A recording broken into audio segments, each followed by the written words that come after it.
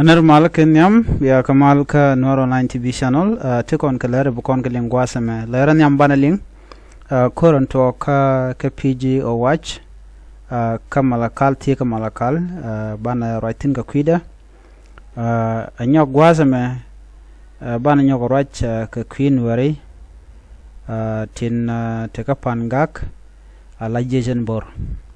then ka jak bana rach ka kwijejen boren tere which ka wulankan nasir titi bukon kaling agwa ka dob dande kon linga jam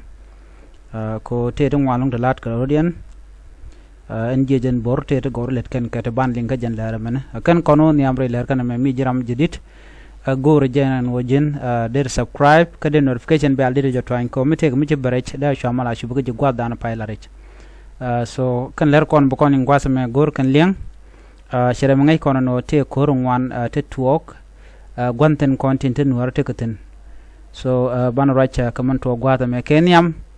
gorjen o jinde notification bell de twain ka subscribe ko ajan support and support channel man chan racha ka kwi ko dan to gwata me kan kono ka map channel me channel lat okay current tuɔɔk rewish ka Malakal jejen bor kana jia spele mayo dio je kon ngajen wo shate ke dini kana kap ka la dini tet ka din tet to kap ka wankur shigane iti je ka lo dong te nyuro bang te ka ne te la no din to dong ke din te ke la no ke ne ke na te mai kare chejen ken ke dini te ken ka mech ka jalen ga ka kana ba so no mo chayu ka batel me chalel ka okay tel me chalel ka ken ne ton ka kel ke jejen bor wo bikana nyodu mon no men terka cigan gor nang na tan jejen bor gang kana rodian men ku to gene gwata men an kur dana to gan tama chana ngaje no Pigi county chaje dak already ci kono tok ne ganin de paywe chaje dak jejen bor tele tad militen owach ba chaje dak lelo chaje dak wona ka makal shuluk kan gwada tokan di alchinwar ka dak man ci dot ka kan gwada ton shomnat ka Malakal ka do bana chalat ka jan murai kon ka kuje we gwada me ka dolip no man ka Malakal ko dolip te kuyer ana man bana ngach man yam ala wite pay kon lat gwada me te kuyer bana mebdien bana jenen ka kor gwada men ka kor mi ci kon me ci kon ling be mebde beje nyaka yekel ala dolif kam kan yerpin kan we shal ka kanal bona sha ka fa ne ko la nuer so te pin nuer intama te pin jechen bor so chaja ka ban kanal so en kanal te kuyer te dolip te kuyer so chinamo charo da lat so kwana wo kamandana le rode ko gorje no bantin content lat ko den bana ka ngach kenyam screenshot mo de kono guch okay eneme ajen Pigi okay Pigi ajen Pigi town na mane ala Pigi te kuyer ba google me ba nyaa kel Pigi te kuyer en wi yere me ke lew ajen gwada nan te gan wadi al te tena wentong wona ka Malakal jene ne me jen Malakal atu ko kana me gwada mene so jen Malakal ne woni kujimi de nen wona me ke lew ajen Malakal ne men okay ajen Malakal ne men so kan ne de kontila nuer te ka somewhere around there no gwada danan chicken kor mi kan terten so atu ka Pigi wona ka wi de ko ken gwada mo chinwari gan ga kep so wona ka Malakal so Malakal ajela target ne right now tele target odien so Malakal ajena me so Malakal ajela target mo naten okay ban bin in a minute ka wajan chal ka ngade ka google map so anyway let me share with you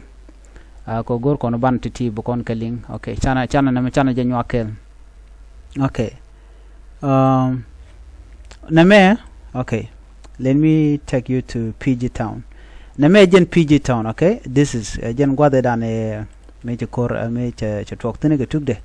jen gwada cha ke bu wi yer gwasmene awoka so bat okay de yenen anu ala mebde nana med bat te kam ne te ke yer dangro yer de chi gakpin so ken yer ton tinen kon gati ano ka yer ti to goro de ngok banena but medatin te ka gwad me don cha de ngo ko je gwad me ko ne dial la ne te ka la Pigi town me ne la te de tin dial chi ko ku gwad me chi ro dien gar ku so mi kon ka re de re me de kon riat ken de kon ken somewhere around here ko tine ka dor ken de kon riat ken de konen okay tine ka tin kon ti to year so around there ko ken chikering gwade change me ring ken ke ja chicken ti diality chicken ka chicken ka bany pin okay so andora me menen kon me dorm ti kuir okay riat ke tin gwade me riat ke to wat tin ka riat okay mebda manager goro gwawo de yenen okay good chako joja tama one more time gom okay now Pigi te kuir okay te kuir kujemi malakal te kujeme so malakal te ngwade malakal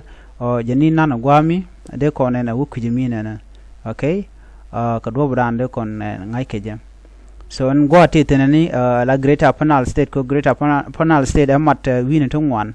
so no ala ne dial chinne kon chikande ben ko kujeme ko yerteten so me chikane be kujeme da telwe met but ba do mi shortcut ki chi do mi shortcut chikane gorno bu ko lo kuikeje ajeno kon lingano ken chicken work chicken Pigi cap chicken owach chicken nyoko me cap kana chicken doro de diana menashal ke lelo chicken cap ko widen kamala kal kos men gorga tame wona ka malakal tele guardin so malakal ajan la tar gere nana ngai kon dial man so mission now chi malakal and then malakal jen guardan and lim na rintin so de na ngaje no kadian jana man so jen kadian man so en man talk ajan wi yir ma lokone jama men mi na shub ka malakal so chi ga tyak tele ninde to de banang na me de yena ngach so kene de content targa kor gwasmo tila ganware ke jason bor kel ke gs pele mayo so de kon na mo de kon ngach so can we right content ke we sha ban pin already and gwa dan tik tin ku kon but gur kon manana na man le gwade kon de ku ke report ku kan laten but te ati kana ngo chikan ku yer chi gur gar ku jeme chikan ngo ko tanen wa chi go jien chikan un ka dor ko kien la wide konen tiek la wi jana wachi goten kaneden konen churdi no dut chikano ka malakal ko malakal jena center dan ku de dian ko le tinon la de cha gwele force ke de ja SPD apten content la jen olip kan nuare so man to gwada me tele de jara irak okay even though shika mobilization dikan lat de ne dial ka outside of the malakal ano akan dub yal nen yen gete gwada me tin content beka benten so mabo kon ka do live chete kujeme right content ka kui wajame okay gwada me de kon ban gwada me ko which all right here ko good yalti chicken ka look ala ti ga gwam de ne kon de ga jet ka kon tan yire luankan so yiren content chi luang ngai ne kona so jenana shane no ken de ni kon la kan wo bu go kujelo men diga lar exactly kene bayani min biga malkal kana kep tele me peno ba malkal ba je kep ko do brani kan lat keje so do live te kujame ka kanal dio je chana kanal ti konen gwada na me shire ko mocha tokten gwada shi kore tokten ka sha ne ti wan cha captain la o watch jen gwada na cha cha captain long ano so tele ne kone a kep roje dan shaling pan watch ka dio ja but man to ko temo cha ka kep ne konti la tet so jena dini jen so chana kuma right ka tin kon tin bana lel kitin den gwich ka jen kui kordi tine no men yam la kor terg moka malakal ngwane nuare pangak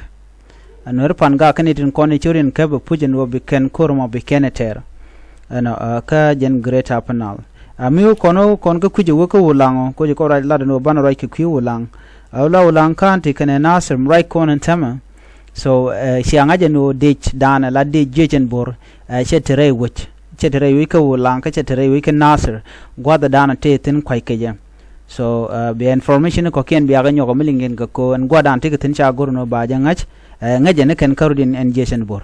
gwada biga barar ka jemo biga barar la ken so ka ngai dan ko ne dialati o mi we dan bana wayam bana support keje o bikon kur social media ban jater ke ne content tin lal ke misinformation kwa na miet ka ticho dian lo no chol ken wore no ken ke criminal ke ne ti jak pain ken ne content la jang ka tat ken ke la criminal ma tele ne de jien dori ken ti jak bin wor bugan ka wona kwini ken che malero mo ko lang antama so an gulang che do dala marbus okay ulang cha dot jok ba je bijek jok ko ngajen hotel gwa wukaten ajen siane na kaji pan gak ci kana nyoten tama kene tele karek de ken mehken nyinken dia ronka ka do dan bugoro den defend kaje man let kana sal defend ci men sianen kan de india la koni kan ga capture kan gor no biken gan gor kan no biken nyodu mon no kon sine gor nang nat but ter ne nu ane sha nak loro bang civilian ne ka sha naga ne sha target kare ne la ko jan la dan latke de je mi jiram la te social media de ne wala wude shal ke maozi che dor gor wala kiepan chela do ne ne je chine great happenals I mean ulang chine ulang kep ka Nuer wayami ci Nuer wayami ci ne joj anju ju kan Nuer wayami kwai keje won mi cha ka mo ke free pass tin lo jel ga loro bang tin teram ci ga yan match de kule la korde and that is not a victory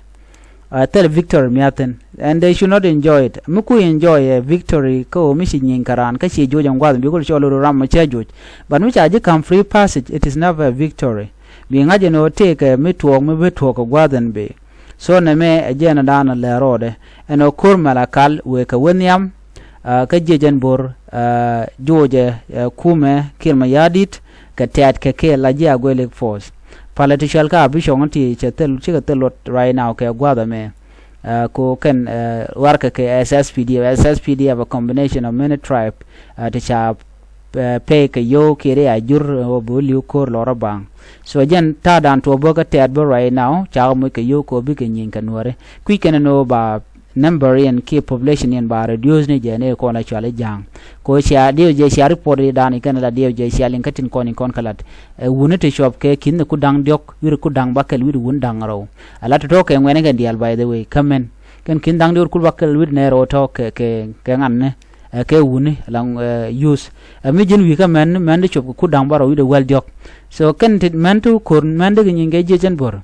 nama ke liu tare ka tele men de ngi ke je jen but you didn't mobilize of course you mobilization you can a lot so na me de yana ngaje gwano je jen bor tere which ka ulang men tere ko nasir ngai ken man let kana so chana support men dan let kana anyok chana chonkel ke ne kono kontere which ka pan gak ne kon dial kontin tere ko tamtin nyin ka jor chal ke jang ke kum kir ma yadit bi ngaje no malakal che tia ka pen nyok men bi anyo ngajbo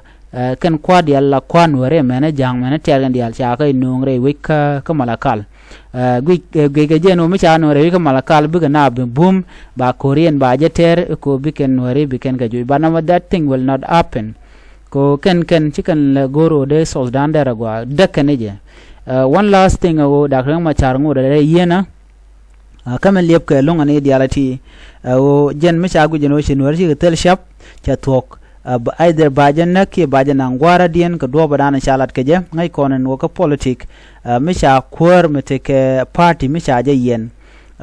kwar mo la ja gora no tene di chunkel ga je waltene di chunkel ga je so bene di ala content chunkel ga je ramba kon crash ke beganak ka kora ya ba men lada be shu lan mi sha ngaje no shirama chetelot so one more thing bi angach woni di ala titin bi ne teka against Dr. Machar ngode runa kene de kokina konen bulo do re shushka ko randun kel mi chaja target ka chaja jojelo ci gwara to me yen bi ngaje no bi achu telot bi akone jol kun chet ke jokos tele mi birana mi lat nyok ba ji shu dara ka tet chet ke turbila nan ngar ka tet so ne me am le rode so Dr. Machar ne ka diala content talk and tama tintere wike so Sudan ti urdin genial ci ngaje no ka western equatoria kor tin tama general futuyo kene jinga dial ci kan kori kan to ka yambio so koro tinga western equatoria morai konen tama ka koro mo nyot ke je win mo no kirma yadi chamal che je lok male dana cha tan karon kin dangra wido wal badak so ne me mi jojo long ka cha ngaje win mon batam ban melarek o win mon mi kan yerun kon je ne diala to biya chondun biya jeter che jange je no dong te ka mishu yen ke je so jen ta danan len ngarudin ga je ne mena so kuje mo ne me gor je no de je temya ana bana nyaw je gum do den biya ta kamal bye bye